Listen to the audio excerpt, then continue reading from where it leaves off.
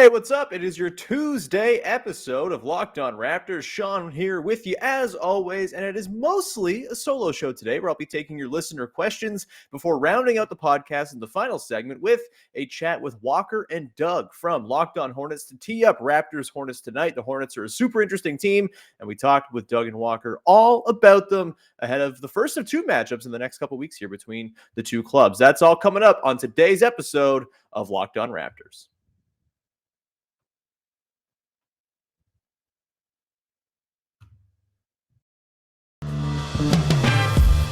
You are Locked On Raptors, your daily Toronto Raptors podcast, part of the Locked On Podcast Network, your team every day.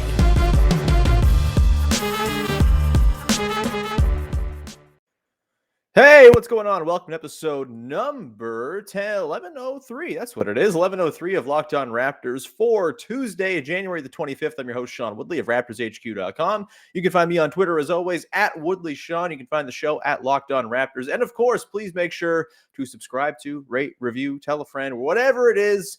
You can support the podcast on all your favorite podcast apps for absolutely free. And you can go to YouTube and subscribe to the show there for free as well. And as always, a big thank you for making us your first listen of the day. All right, on today's show, we are going to dig into some mailbag questions from the lovely listeners out there before in the final segment, rounding things out with a chat with Doug and Walker from Locked On Hornets, which is a lovely podcast covering the Charlotte Hornets, who are, of course, the Raptors' opponent on this lovely Tuesday. So we'll dig into that. It's the first of two matchups over the course of the next 8 games for the Raptors with the Hornets. And so really excited to get a read on this team that they have not yet seen so far this season. That'll come up in the final segment. Also should note, for the video watchers out there on this episode, I'm trying something new today just to see how it works, see if people respond well to it. I'm going to post this episode of the podcast in 3 separate segments as 3 separate videos. So just keep an eye out for that. First 2 will be mailbag centric, and then the third will, of course, be that chat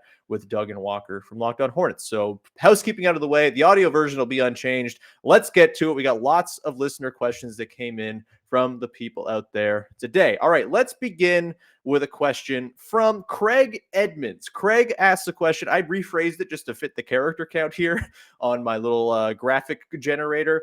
But Craig essentially asks, rank the Raptors roster from 9 to 16 by how much they should be getting a look at playing time. Of course, the top 8, I think, is pretty established, as Craig noted in his question towards me. He mentioned, of course, the starting 5 of Fred, Trent Jr., OG Anunoby, Scottie Barnes, Pascal Siakam. You got Khem Birch in there when healthy, as obviously a 6th or 7th man. Chris Boucher has obviously played incredibly well. And Precious Achiuwa ain't going anywhere either because the Raptors seem very invested in his development. And so that leaves the remainder of the roster to dig into here. And, it's tricky because this is a very complicated matter because of the fact that Goran Dragic is not on the team right now, because honestly, he would be number 9 for me and would probably actually be like number 8 for me in terms of pecking order on this team, because I just think his mix of playmaking and shooting would be really damn valuable on this roster, either as a catch and shoot guy to help with another outlet for Fred VanVleet and Pascal Siakam to find on their drives, or as a guy who can take the burden off of those guys a little bit. They've obviously had so much responsibility with the ball in their hands, in addition to their work on the defensive end. Having someone like Goran Dragic would be really useful. That said, that is clearly not happening at any point soon here. He's not going to play for the Raptors. I've given up the dream. It's very sad. I really wanted Goran Dragic to be like a surprise fan favorite for this team. And so my preferred number 9 is going to have to slide all the way down to 16 just because it's not realistic. He's just not going to get the run. I think for me at number 9, Uta Watanabe has to be there. Just the mix of shooting and defense and sort of basketball IQ that he brings, I think is really valuable and is something that the Raptors are lacking, especially the shooting component. Yes, he's been a little bit inconsistent this season. His catch and shoot numbers are not incredible, but he's had over the last year and a half a pretty good sample here of being a 40-ish% three-point shooter. I think it's worth giving him another serious run, not the 7 minutes of ceremonial basketball he played over the weekend in those couple games.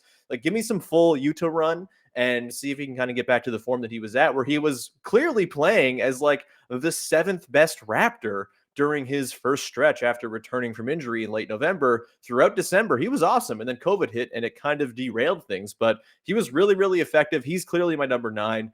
At number 10, I think I go Justin Champagnie. Like, Champagnie's just been such a damn good rebounder, and he's really just kind of playing within himself and not getting too crazy and, not trying to do too much with the ball in his hands, which is a perfect thing to have when he's playing alongside a lot of high usage guys. It's a perfect archetype to slot in there. Just collect rebounds and pass them out to the guys who are going to shoot is basically the formula there. Sometimes he'll get his own offensive boards, and that's nice as well. But I think Champagnie is, just because of his rebounding, a pretty clear number 10. At 11, this is where it gets a little bit tricky. I think there's three guys you could pick between, either Malachi Flynn, Delano Benton, and Svi Mykhailiuk. I think I'm probably steering away from Svi at this point just because he's kind of a lesser version of what Uta brings, and I don't really know how useful his theoretical but not actually proven shooting really is on this roster. Yes, he's a better shooter than a lot of the guys they already have, even with his career 34-ish% mark. But he's not doing enough on the defensive end. And when he does stuff with the ball in his hands, it's fine, I guess. Like, he can make a second side action and sort of drive off of that or whatever. But I just would rather the ball in anybody else's hands than his, honestly. And it just kind of feels like a waste of possession when it's being funneled to Svi. So I think I'm pretty okay with not having Svi as my number 11. And then you get Delano Benton, who had an incredible game last night going down to the 905.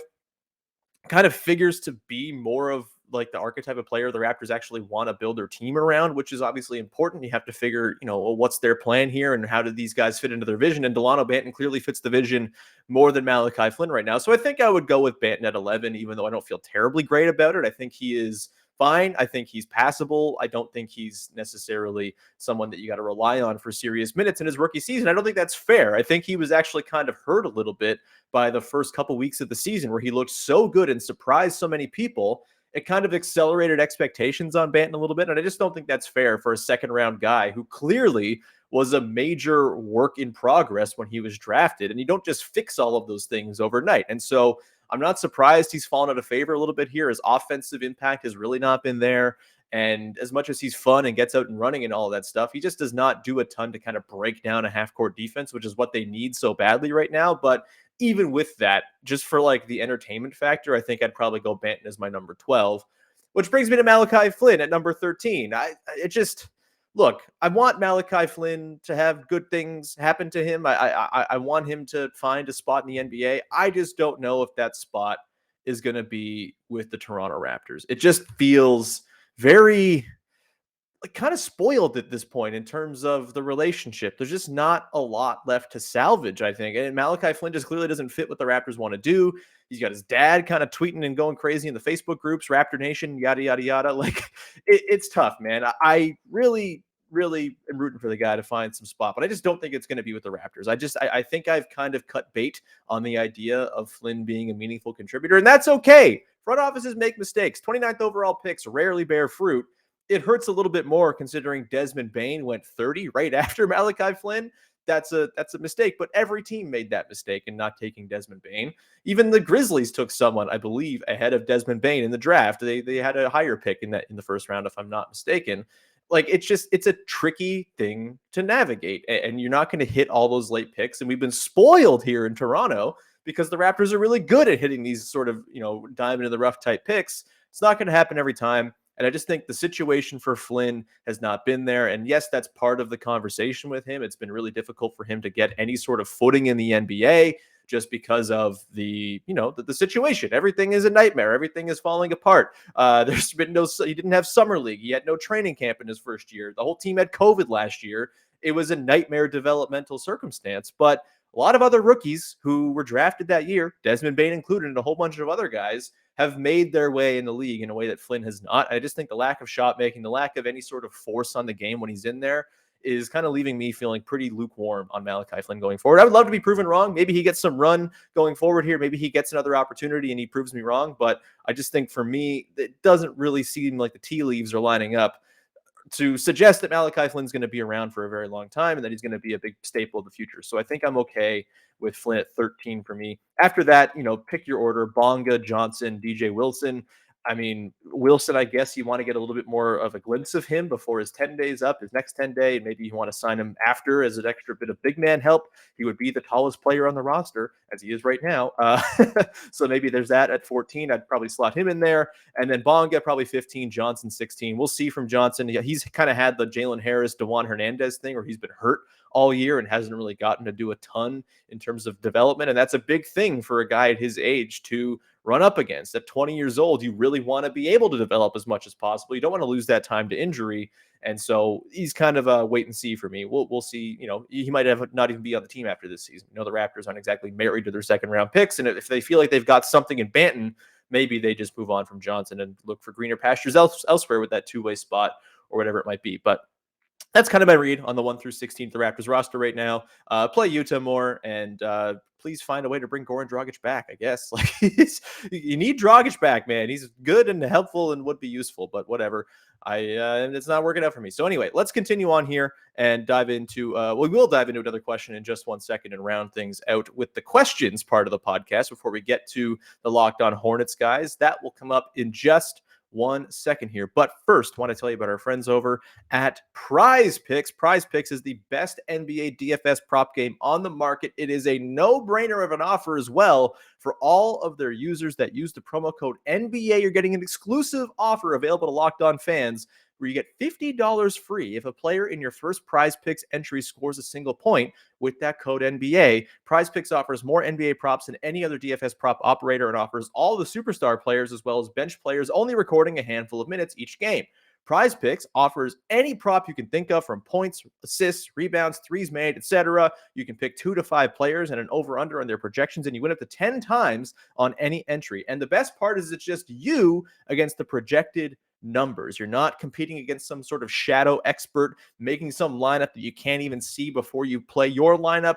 Instead, you are going just against the projections. It's the best way to play daily fantasy. It also allows mixed sport entries. If you're a sporto who likes more than just basketball, maybe you're a basketball and hockey fan, you want to cross sports, you can do that. And you can use the award-winning app on both the App Store and Google Play. Prize Picks is safe and offers fast withdrawals. Go to prizepicks.com today or go to the App Store and download the app. All users that deposit and use the promo code NBA get $50 free if your first Prize Picks entry scores a single point. That's right, $50 free. It's basically free money. You can easily get that single point. Prize Picks is daily fantasy made easy. Go check them out.